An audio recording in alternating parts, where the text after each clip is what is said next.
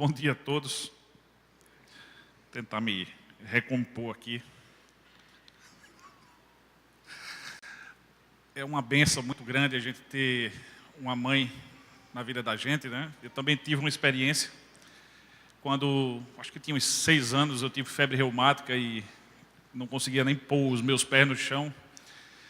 E meu pai era assim feito eu, mas... Quer dizer, nem sei se ele era feito eu, mas meu pai era mais descansado. Eu não sou tão descansado, não. E ele dizia para minha mãe, vamos levar amanhã no médico. E a minha mãe, eu lembro que ela pegou uma briga com meu pai e disse, a gente vai levar agora, e se você não for, eu vou com ele pendurado pelo pé. E aí a gente foi para o médico, eu tinha febre reumática, realmente era um problema sério. E se a gente não tivesse ido logo, talvez eu tivesse tido sequelas no coração. Quem sabe até eu não estivesse aqui hoje. E eu agradeço muito pela vida da minha mãe, porque a vida é um milagre de Deus. E a mãe, o útero da mãe, é o tecido desse milagre. Eu não sei se você já teve a oportunidade de agradecer pelo útero da sua mãe. Mas se você não teve essa oportunidade, faça isso, sabendo, porém, que a relação e o valor que ela tem é muito maior do que simplesmente trazer você à vida. Eu concordo com o pastor Hernandes Dias Lopes que o amor de uma mãe é a experiência de amor mais sublime que existe. E olha que eu sou um pai amoroso. Normalmente no Dia das Mães quem chora sou eu. E Miriam fica séria, serena, tranquila, porque Deus me deu uma mulher forte, né? E eu sou fraco. Mas, na verdade, quando a gente olha para a experiência desse amor, ela ilustra um pouco, em parte, o amor de Deus por nós. Lá em Isaías 49, ainda não é o texto de hoje, o Senhor compara o seu amor ao amor de uma mãe. Quando ele diz que é impossível, estou parafraseando, que uma mãe não viesse a ter compaixão do seu filho que mama. Mas que ainda que essa mãe não tivesse compaixão e viesse a se esquecer do seu filho, todavia, Deus jamais se esqueceria do seu povo, de Israel, do seu filho. E hoje nós temos o privilégio de sermos povo e filhos de Deus. E alvos desse mesmo amor que é superior ao amor de uma mãe. E também é superior ao amor de um pai. Porque Deus, o amor dele é perfeito. E nós, apesar de sermos heróis e heroínas na vida dos nossos filhos, somos imperfeitos. O Senhor não. E o amor dele é ainda mais excelente. Por isso, esse é um dia em que, além de homenagear as nossas mães, nós temos a oportunidade de meditar um pouco na história de uma mãe, para que a gente possa fazer aquilo que a gente cantou no início, que é derramar o nosso coração em gratidão pelo amor desse Deus cujo amor é perfeito e jamais falha. Eu convido a igreja a meditar na história de uma dessas mães que Vânia citou aqui. Nós vamos meditar hoje na história de Ana e como Ana veio a gerar Samuel. E o texto que nós vamos ler está no primeiro livro de Samuel, no capítulo 1. Nós vamos ler do versículo 9 até o versículo 20. E o texto diz o seguinte, 1 de Samuel, capítulo 1, do 9 até o 20. Amém? Após terem comido e bebido em Siló, estando ali o sacerdote assentado numa cadeira junto a um pilar do templo do Senhor, levantou-se Ana com amargura de alma, orou ao Senhor e chorou abundantemente. E fez um voto dizendo, Senhor dos exércitos, se benignamente atentares para a aflição da tua serva, e se de mim te lembrares e da tua serva não te esqueceres, lhe deres um filho varão, ao Senhor o darei por todos os dias da minha vida, e sobre a sua cabeça não passará navalha. Demorando-se ela no orar perante o Senhor, passou Eli a observar-lhe o movimento dos lábios, porquanto Ana só no coração falava, seus lábios se moviam, porém não se lhe ouvia voz alguma. Por isso, Eli a teve por embriagada e lhe disse: até quando estarás tu embriagada, mulher? Aparta de ti esse vinho. Porém Ana respondeu: não, Senhor, eu sou mulher atribulada de espírito, não bebi nem vinho, nem bebida forte, porém venham derramando a minha alma perante o Senhor. Não temas, pois, a tua serva por filha de Belial, porque pelo excesso da minha ansiedade e da minha aflição é que tenho falado até agora. Então lhe respondeu Eli: vai-te em paz, e o Deus de Israel te conceda a petição que lhe fizeste. E disse ela: ache a tua serva mercê diante de ti. Assim a mulher foi no seu caminho e comeu, e o seu semblante já não era triste. Levantaram-se de madrugada e adoraram perante o Senhor, e voltaram, e chegando à sua casa, a Ramá. Elcana coabitou com Ana, sua mulher, e lembrando-se dela o Senhor, ela concebeu, e passado o devido tempo teve um filho. Aqui chamou Samuel, pois dizia: do Senhor o pedi. Vamos orar? Deus, nós precisamos agora, Senhor, que o Teu Santo Espírito ministre uma mensagem que nos lembre, Senhor, do Teu amor através da vida de Ana, como o Senhor curou a esterilidade daquela mulher, o que é que aquela mulher fez em gratidão, porque o Senhor se lembrou dela, e que assim nós possamos aplicar essa mensagem ao nosso coração, lembrando sempre do que o Senhor é um Deus que nos ama, que não se esquece de nós, e aprendendo também a viver com gratidão no coração. Queremos abençoar nesse instante todas as mães que direta ou indiretamente estão sendo alcançadas por essa mensagem hoje, seja presencialmente, seja na internet, esteja visitando cada uma delas, renovando a alegria dos seus corações, aquelas que já perderam seus filhos, que possam ter o consolo do Senhor, aqueles filhos que também não têm mais as suas mães, que possam também ser consolados, sabendo que elas vivem através dos ensinamentos, das lições, que eles hoje, como filhos que honram a sua imagem, a sua lembrança, colocam em prática nas suas vidas. Abençoa a tua igreja em nome de Jesus. Amém. Ana foi uma mulher que devolveu o seu filho a Deus. Isso é uma das coisas que me deixa bastante impactado. Porque é difícil imaginar a liberalidade de um ser humano que ama da forma como uma mãe ama, e aquela mãe amava o seu filho mesmo antes dele nascer, mesmo antes dela engravidar, porque era o projeto de vida dela, naquele momento, daquela oração que ela fez no templo de Siló. Nós estamos falando ainda do templo, era um tabernáculo, onde havia alguma estrutura já montada, onde se poderia adorar a Deus. Naquela época, Siló era a capital espiritual do povo de Deus. E era ali que o sacerdote Eli servia no templo, e foi para lá que aquela mãe se dirigiu com um problema muito sério que afligia o seu coração. Se nós formos meditar na apresentação que o texto faz sobre Ana, é no versículo 15 que nós vamos entender melhor quem era Ana, quando ela responde ao profeta Eli, tentando desfazer um engano, julgamento precipitado que o sacerdote fez a respeito daquela mulher, porque julgou que ela estava embriagada. E por que ele julgou dessa forma? Pelo fato de que ela orava no seu espírito, mas não pronunciava as palavras, somente a boca dela se mexia, e ele pensou que ela estava bêbada.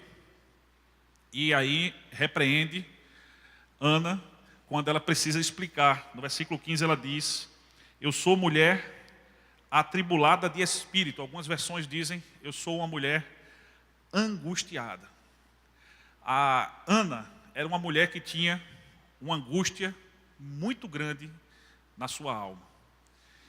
Se nós fôssemos retroceder um pouco, eu li a partir do versículo 9, nós vamos entender que um dos principais problemas da angústia daquela mulher, razões da angústia daquela mulher, era um problema doméstico. Naquele tempo, era costume do povo de Israel a poligamia. Quando nós lemos a palavra de Deus, desde Gênesis, nós entendemos que o plano de Deus para uma família é um casamento entre um homem e uma mulher. Mas é fato que ao longo do tempo, contrariando a orientação do Senhor, o povo adotou o costume de um homem ter mais de uma mulher. E esse era o caso do marido de Ana. Elcana, além de Ana, era casado com Penina. E Penina teve filhos. E Ana não teve filhos. Ana era uma mulher estéril. E isso traz alguns problemas domésticos. Porque Penina passa a zombar continuamente de Ana, a ponto do seu espírito, o espírito de Ana, está sempre angustiado e nada que seu marido fazia para ela era suficiente. Ela era uma mulher realmente muito triste. E Elcana, certa vez, questiona se aquilo que ele oferecia para ela não era melhor do que 10 filhos. Mas não, porque realmente o que ela desejava era ser mãe. E por que Ana desejava tanto ser mãe? Ora, meus irmãos, ainda hoje, quando nós temos notícia de alguma mulher que tem dificuldade para engravidar, normalmente a gente percebe tristeza no seu coração. Nem todas, algumas hoje não têm mais esse projeto, outras nunca tiveram. Mas naquele tempo, não ter filhos era um sinal da privação de uma grande bênção que Deus traz sobre a vida do seu povo, que é a capacidade de gerar filhos. E quando nós lemos Gênesis 1, 28, nós vemos que Deus, depois da criação, Ele abençoa o primeiro casal e dá uma ordem: crescei e multiplicai-vos. Então, a multiplicação por meio de filhos, ela é uma consequência da bênção de Deus. E o povo já entendia assim há muito tempo. Portanto, não ter filhos era como estar privado dessa grande bênção. E essa bênção era a condição para que o povo de Israel fosse uma grande nação. É verdade isso que Vânia mencionou aqui, lendo o texto, de que na verdade as mães elas prestam um grande serviço para o país, porque são as mães que trazem à vida os cidadãos que vão defender esse país quando for necessário, que vão pagar os impostos, que vão gerar toda a riqueza desse país. E Ana queria isso. Ana queria fazer parte desse grupo seleto de mulheres abençoadas com a maternidade, mas ela foi privada disso. E além de ser privada da maternidade, o sonho de ser mãe, ela ainda tinha um problema em casa, em que a sua rival zombava dela continuamente, agravando ainda mais a dor daquela mulher. Primeira coisa que eu queria meditar com os irmãos sobre essa história é o modo como Deus curou a esterilidade de Ana. O texto nos diz que Deus curou mediante uma oração. E nós cremos que a oração de um justo pode muito em seus efeitos. Você crê no valor da oração? Diga amém. Aquela mulher cria. Aquela mulher poderia, na sua angústia, no seu desespero, talvez na sua loucura, como foi o caso da mulher de Jó, vendo a situação pela qual seu marido passava, e que naquele momento aconselhou Jó a amaldiçoar Deus.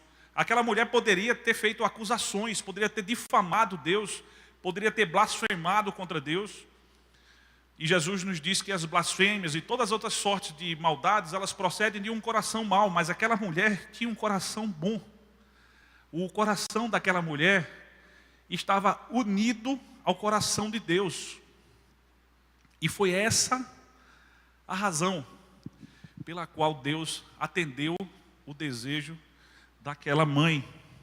Ana orou ao Senhor e o Senhor curou a sua esterilidade. Quando nós olhamos para a história de Israel, isso aconteceu com muitas outras mulheres. Eu me lembro de pelo menos 3 mulheres que passaram pela mesma experiência, além de algumas que já foram citadas. Uma delas foi Sara. Sara, esposa de Abraão, o primeiro patriarca. Sara recebeu a promessa de que teria um filho já sendo de idade avançada. E o texto da palavra nos diz, lá em Gênesis 18, 12, que ela julgava que não teria mais o prazer de ser mãe. Sara sequer acreditava que seria mãe, mas Deus fez com que ela concebesse o seu filho. E ainda hoje, os descendentes de Abraão pagam um preço caro por algumas decisões que Sara tomou, porque a promessa demorava a se cumprir. Eu não vou falar sobre essa história hoje. Mas a escolha que ela e seu esposo fizeram de dar uma mãozinha para Deus, ao invés de confiar em Deus, custou muito caro e ainda hoje custa. A outra foi a esposa do filho de Sara, Rebeca. Rebeca, esposa de Isaac, ela também era estéril, e o texto de Gênesis nos diz que ela só veio engravidar quando Isaac orou por ela, e o Senhor se lembrou de Rebeca. E no caso de Rebeca foi batida de carroça de pio, né? Foram logo gêmeos, Esaú e Jacó. 2 pais de grandes nações que já no ventre eles se brigavam, a ponto da mãe perguntar a Deus o que é isso, e ele disse, aí são 2. E você vai saber desde já que não vai ser fácil, como realmente a gente sabe que não foi. E a terceira, a Raquel, esposa do terceiro patriarca. Raquel, irmã de Lia. Todos nós sabemos que Jacó tinha Lia e Raquel, e teve outras mulheres, mas como concubinas, servas das suas esposas. Raquel era a mulher amada de Jacó. Por ela, Jacó trabalhou bastante tempo servindo a Labão. No entanto, Raquel também era estéril. E Raquel ela era tão angustiada com isso, que, segundo Gênesis 31, certa vez ela diz a Jacó, me dá filho, senão eu morro. Pensou que desespero. Aquela mulher, a angústia que ela tinha. Isso dá uma ideia aproximada às decisões erradas, aos pedidos de intercessão, o desespero de Raquel, do valor que era a maternidade para as mulheres de Israel. E Ana era uma delas. Só que Ana, ela teve o seu problema curado através de uma oração. E a amargura do seu coração foi transformada em alegria, porque Ana, ela fez uma oração com sabedoria. O texto de 1 Samuel 1, 10, diz que ela com amargura de alma orou ao Senhor e chorou abundantemente. E logo no 11, a oração dela começa assim: se benignamente atentares para a aflição da tua serva e de mim te lembrares. Ana, ela tem a sabedoria de orar segundo a vontade de Deus. Lá em Mateus 6, na oração dominical, Jesus ensina que a gente deve começar a orar exatamente dessa forma. Eu sei que o nosso coração tem anseios os mais legítimos, tem projetos, tem planos, tem amarguras, tem motivos de preocupação, mas em todas as coisas, para que o nosso coração esteja verdadeiramente unido ao Senhor, e para que nós sejamos alcançados pela promessa de que tudo quanto pedirmos dessa forma, dele, se crermos, receberemos, nós precisamos começar nos submetendo a Deus como Senhor. E não simplesmente como aquele rapaz do Uber Eats, que a gente faz o pedido e ele entrega aquilo que a gente deseja comer. Muitas pessoas têm feito Deus de entregador de pedidos. Isso pode muitas vezes ser avaliado na sua própria vida, se você fizer um cálculo, na minha também. Se nós fizermos um cálculo das orações que nós pedimos por nós mesmos, por motivações pessoais. Isso mostra, às vezes, o tamanho da nossa ansiedade por aquilo que a gente deseja, em comparação com as orações que a gente faz por gratidão, reconhecendo que apesar de que nós não temos ainda tudo que nós gostaríamos, aquilo que nós temos, a nossa família, ela já é, a nossa vida, a nossa mãe, já é um motivo suficientemente para que nós possamos viver de uma forma agradecida. Aquela mulher faz uma oração se submetendo a Deus, e aí ela une o seu coração a Deus.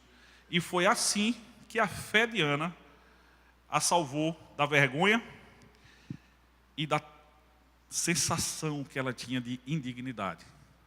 Assim foi que a alegria dela foi restaurada. Amém? Isso nos inspira.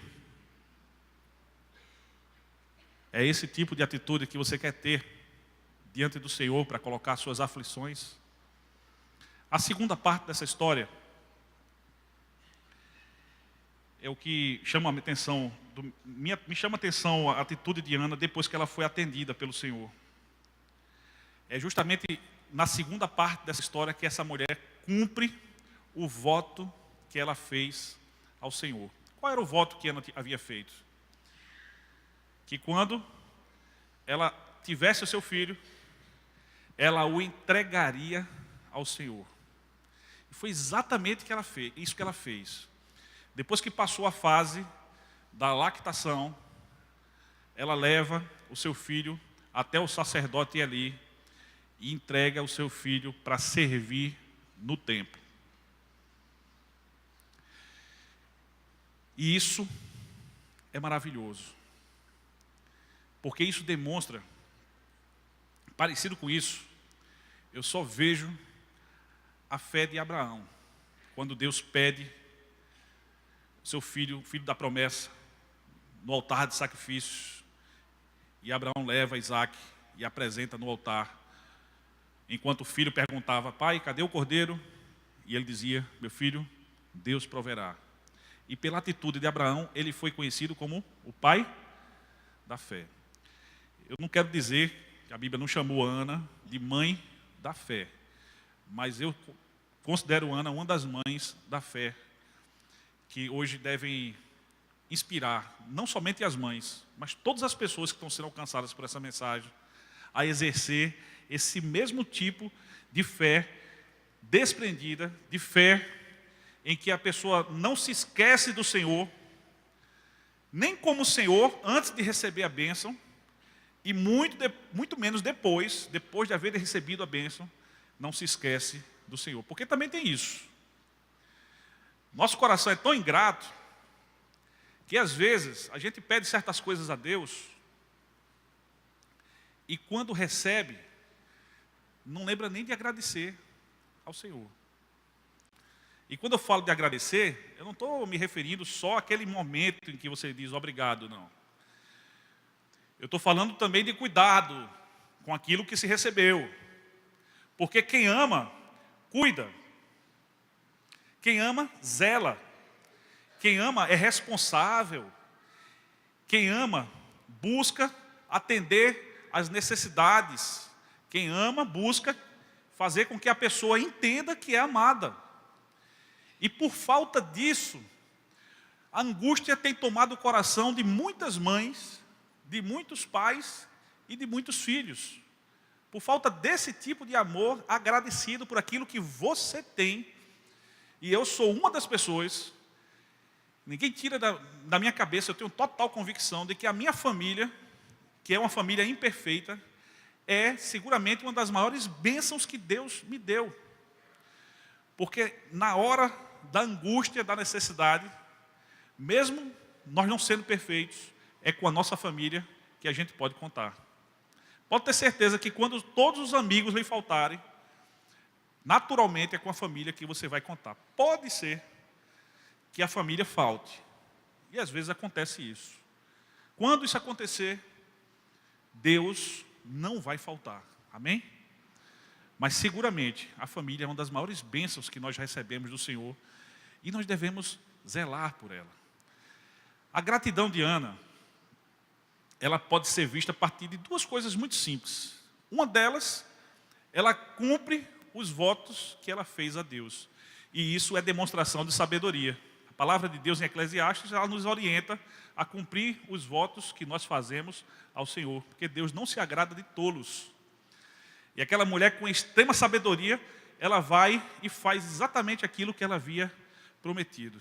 Quando ela entrega o seu filho Samuel na casa do Senhor, não sei se ela tinha muita noção do que acontecia na intimidade da família de Eli. O texto nos conta que Eli, apesar de ser sacerdote do Senhor, não era um bom pai.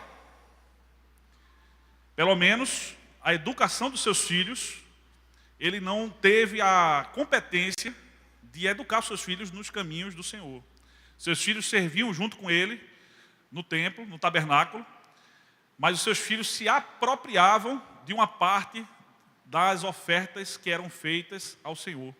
E Eli não censurava os seus filhos como convinha e tornou-se responsável pelos pecados dos seus filhos. Curiosamente, foi naquele ambiente que Samuel se criou. Mas Samuel não se contaminou pelos pecados dos seus, entre aspas, irmãos adotivos. Samuel era totalmente diferente. Ao ponto de que quando Samuel ainda era criança, Deus usa Samuel, e ali já está investindo ele na função de profeta, quando ele manda um recado para Eli, dizendo a desgraça que ia acontecer na família de Eli. E Eli pergunta a Samuel qual foi a visão que Samuel havia tido, e Samuel não quer contar, mas Eli insiste, e aí Samuel conta.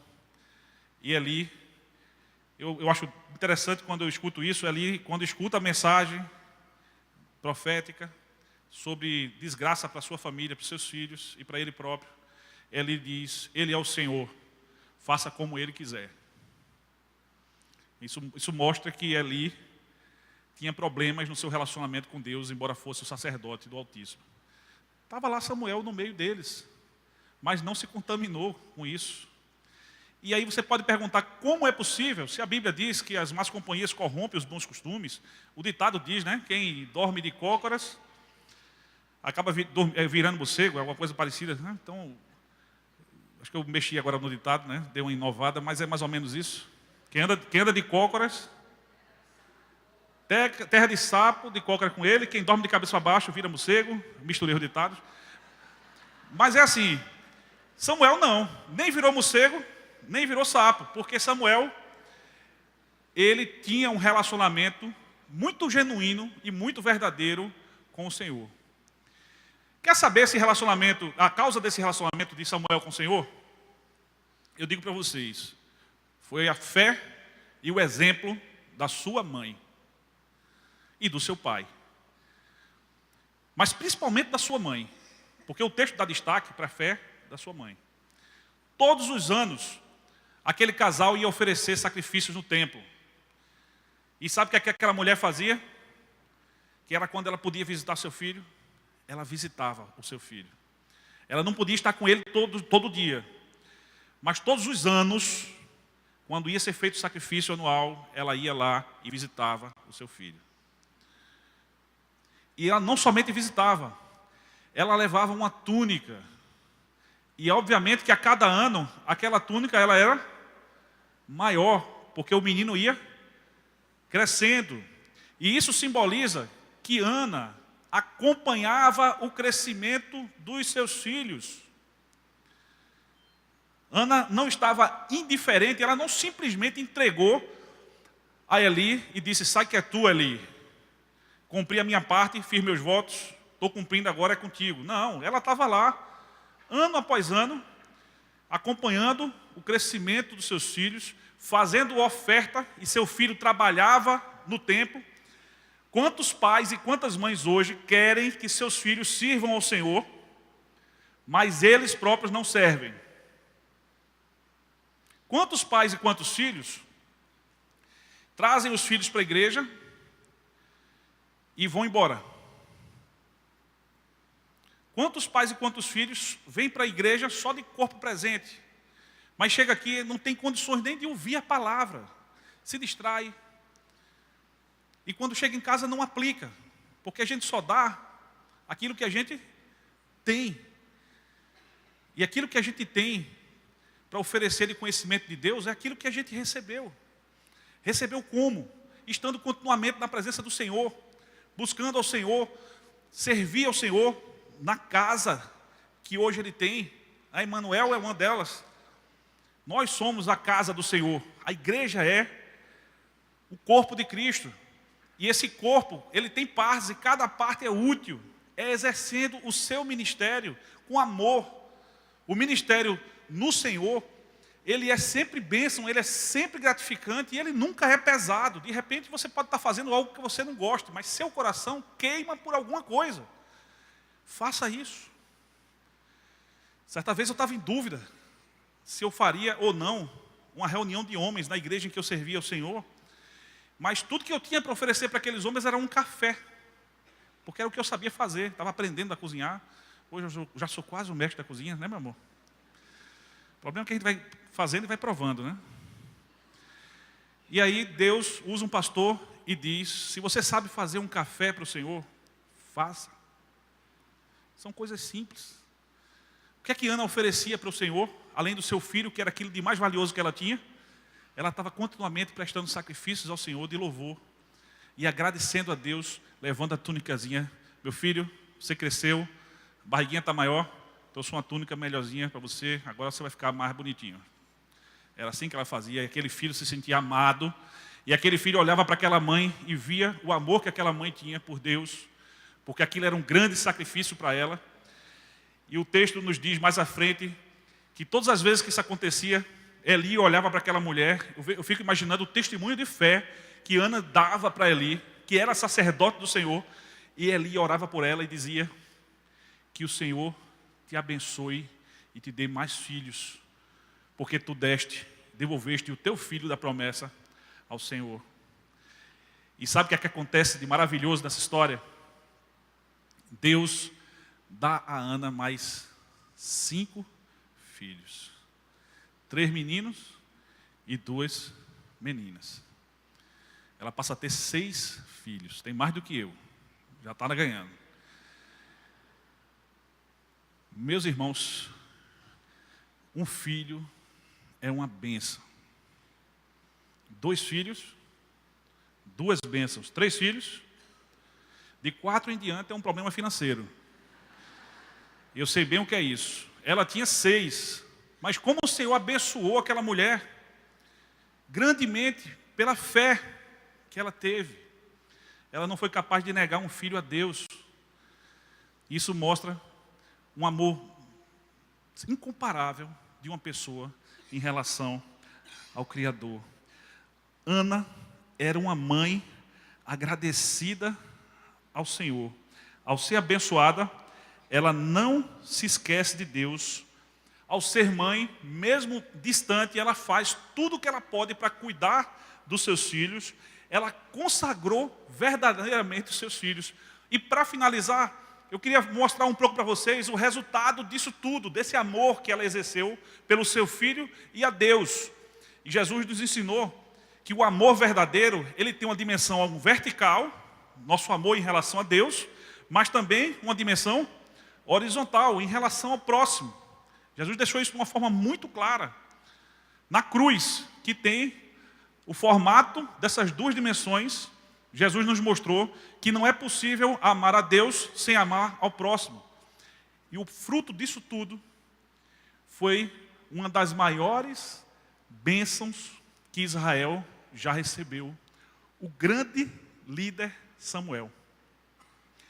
A gratidão daquela mulher era tanta que no capítulo 2, queria que você abrisse sua Bíblia, no capítulo 2, Ana faz um cântico de agradecimento ao Senhor. Eu não vou ler todos os 10 versículos do capítulo 2, mas vou ler somente o primeiro. Quando Ana orou, no capítulo 2 de Samuel, versículo 1, e disse: o meu coração se regozija no Senhor, a minha força está exaltada no Senhor, a minha boca se ri dos meus inimigos, porquanto me alegro na tua salvação. E ela continua dizendo: não há outro santo como o Senhor, porque nenhum outro há além de ti, rocha não há. Aí ela fala que o arco dos fortes é quebrado, porém os fracos são cingidos de força. O que antes eram fartos, hoje procuram pão, mas os que andavam com fome, hoje têm pão e saciedade. Esse é o cântico de Ana. Esse cântico lembra alguma coisa a você?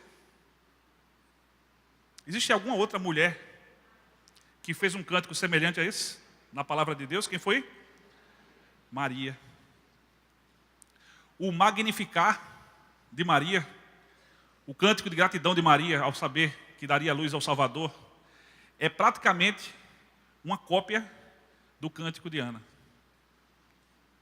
Isso mostra que Maria entendeu que a promessa de salvação feita através dos profetas, inclusive do filho de Ana, estava chegando a Israel por meio do seu próprio ventre. E ela foi influenciada, certamente, pela gratidão de Ana, para expressar a sua própria gratidão ao Senhor pelo fruto do seu ventre. Maria, mãe do nosso Senhor. E realmente ela tinha motivos, Ana, tanto uma quanto a outra, Ana tinha motivos muito especiais para agradecer ao Senhor por aquele filho.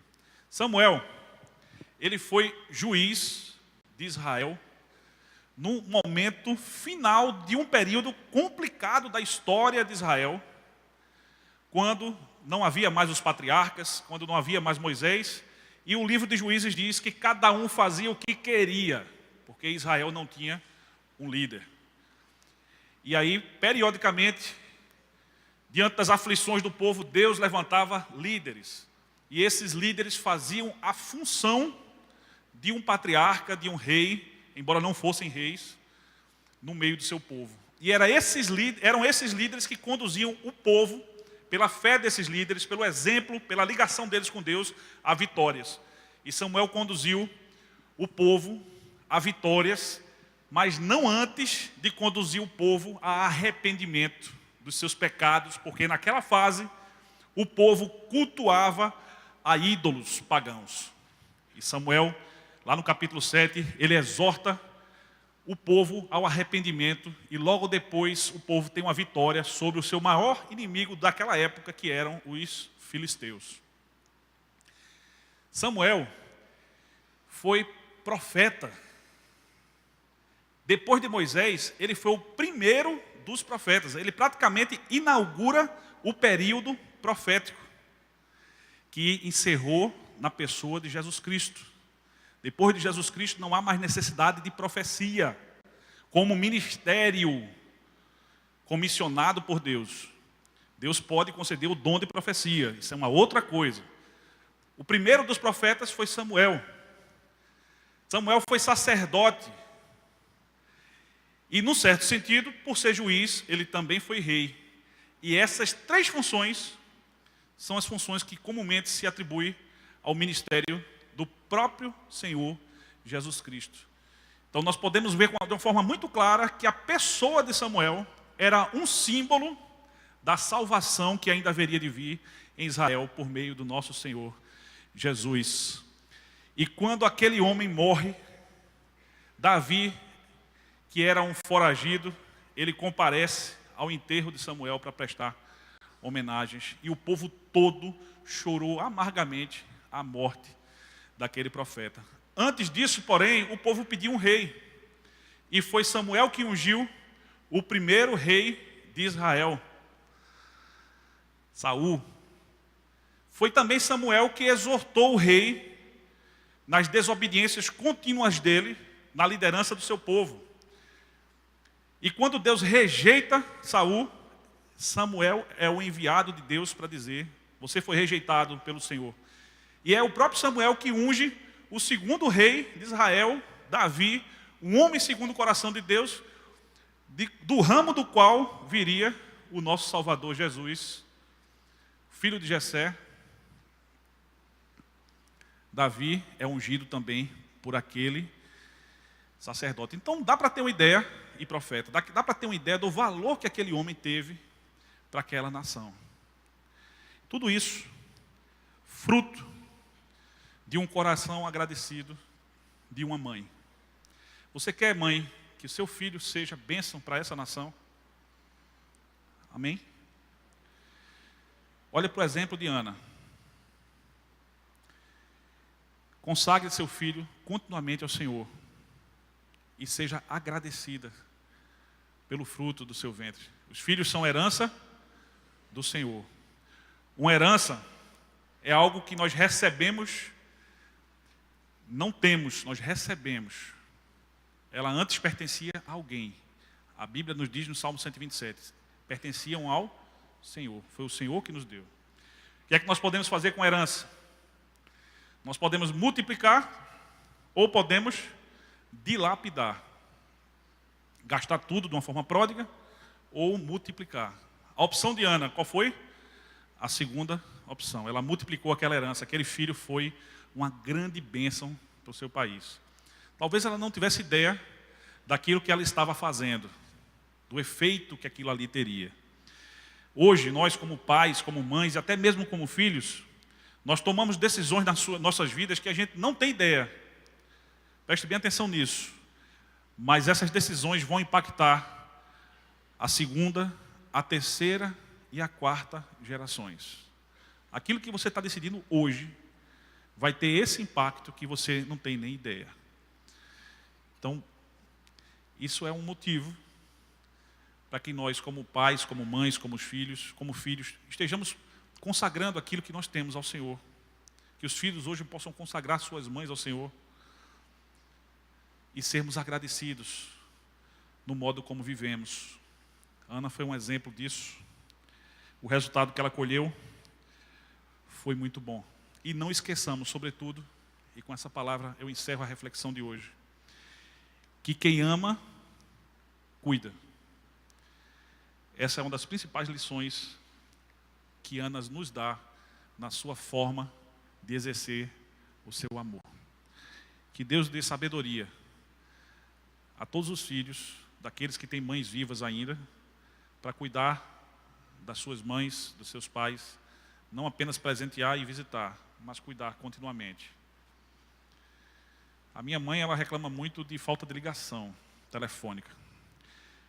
E eu odeio o telefone. É um exercício de negação muito grande que eu preciso fazer para ligar mais. Eu assumo um compromisso diante da igreja de ligar mais para ela. Que Deus abençoe. Se você tomou alguma decisão hoje, que Deus fortaleça a sua convicção e que você ande exatamente na direção que o Espírito Santo está lhe levando a tomar hoje. Pode ser em relação à sua mãe, pode ser em relação a filhos, pode ser em relação ao marido, pode ser em relação a pessoas que estão próximas, ou simplesmente em relação ao Senhor. E aqueles que ainda não tomaram a decisão de reconhecer o Senhor como Senhor, faça isso hoje. Não perca essa oportunidade, porque Deus lhe trouxe, quem sabe, aqui hoje, só para isso. E nessa oração você tem a oportunidade de fazer a sua oração de entrega. Feche os seus olhos, baixe a sua cabeça e vamos orar. Graças a Deus, meu Deus, pela Tua palavra. Porque a Sua palavra é viva, ela é eficaz, ela é não somente verdadeira, mas ela é a própria verdade, Senhor.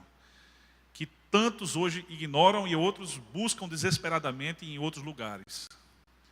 Mas nós tivemos a oportunidade de sermos confrontados com essa verdade e de repensar o nosso relacionamento com o Senhor, com as nossas mães, com os filhos, com as pessoas que estão próximas de nós, para que essa dupla dimensão do amor verdadeiro ao Senhor e ao próximo possam ser vivenciadas no seio da família em primeiro lugar. Meu Deus, restaura, Senhor, corações que hoje necessitam liberar perdão, para que o Teu Espírito, como bálsamo, libertando as pessoas que estão aprisionadas, Senhor, as ofensas que receberam, possam sair daqui hoje limpas, purificadas, assim como aquelas roupas novas que Samuel recebia continuamente da sua mãe, que hoje o Senhor nos conceda trajes novos, simbolizando, Senhor, o lavar do nosso espírito no Senhor, não somente por perdoarmos, mas pela gratidão que temos por termos sido perdoados. Aqueles que entraram aqui hoje sem a certeza desse perdão, e que o Seu Santo Espírito ministrou nos seus corações, que tenham a coragem de tomar decisão, de reconhecer a Jesus como Senhor das suas vidas, porque Jesus, Ele é o cumprimento das profecias, Jesus é a síntese do Teu amor pelo Teu povo, e Ele também é o caminho, a verdade e a vida.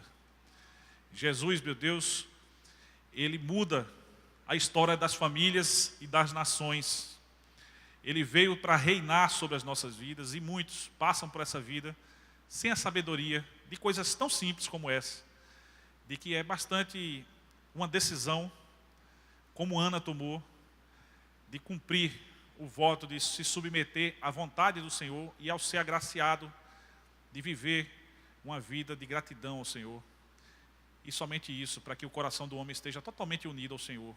Faz essa reconciliação hoje, Deus, daqueles que não Te conhecem com o Senhor, e que aqueles que precisam se reconciliar com alguém, especialmente da sua família, que haja reconciliação, que haja liberação de perdão, que haja restauração de corações, de famílias, porque eu sei que isso é condição para que a nossa nação seja restaurada, Senhor. Obrigado pela vida de Ana, obrigado pela vida de Maria, obrigado pela vida de tantas servas Suas, Senhor, que nos deram um exemplo de fé. Obrigado pelas nossas mães, obrigado por sermos Seus filhos. Eu Te oro em nome de Jesus. Amém.